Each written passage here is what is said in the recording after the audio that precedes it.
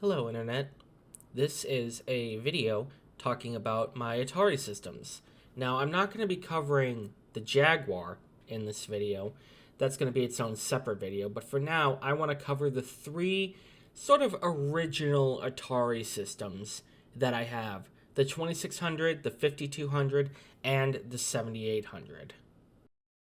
Let's start with the grandfather of everything, the Atari 2600, one of the earliest video game consoles released. It utilized cartridge-based games and has many different switches, an on-off, color, black and white, a select, and a reset, along with other switches on the back that you can't really see next to the controller ports. I have a bunch of games for the 2600. They are fairly easy to come by, and they are relatively cheap. Some of my favorites are Ghostbusters and Pitfall. And I have the Junior system. The original Atari is much bigger, but I happen to have the Junior system. Here I'm showing the controllers, plus a third-party one that I have that works a lot better than the original controllers. Now you'll notice that my Atari 2600, the screen picture doesn't come in very well. I'm assuming this has to do with the system itself. It's very old and broken. Also, I plugged the controller port into the wrong one, so I couldn't start the game originally. But you can see how bad the screen is flickering when I'm trying to play E.T. It's only when the cord is bent in a specific direction that the picture kind of comes in clearly.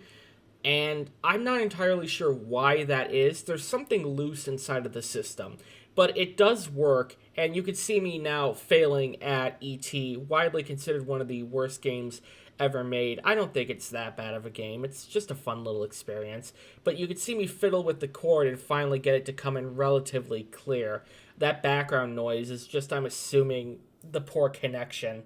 But the system does work, thankfully. I had an original Atari 2600 at one point, but I got rid of it because it was full of bugs. And now I have the Junior system. Let's talk about the Atari 5200. This is by far one of my favorite consoles in my collection. I love this thing. It is massive and only has one button, surprisingly. It has a power button, which I'm showing here. But other than that, it is gigantic. It's probably, next to the Philips CDI, one of the biggest consoles I own. Here I'm struggling to lift it one-handed onto the table. And I do have the controller that came with it, and it does work. But, on top of that, I have the greatest accessory in video game history. The trackball controller. Oh yes, now that is a controller. One thing I want to highlight is the weird way you connect it to your television. It has this weird little box thing. So the power goes in here, and then the video connector goes in there, and then you plug this into the back of your television. Now, I've said it before, and I'll say it again. This was one of my bucket list items that I had when I started collecting. I saw this on an old episode of The Angry Video Game Nerd way back in the late 2010s, 2000s? I guess you'd say 2000s. And I wanted one ever since. And I could never find one for the longest time that was working. I could only find units that were not working or partially working. Until finally I came across this unit with the trackball controller. And yes, the trackball controller does work. And this system is everything I hoped it would be and more, even if I suck at Mario Bros. Now, the last system I want to cover is the Atari 7800. This system's unique is that it's backwards compatible with the 2600, but not the 5200. It has many different buttons: power, pause, select, and reset, and a few controller ports on the back.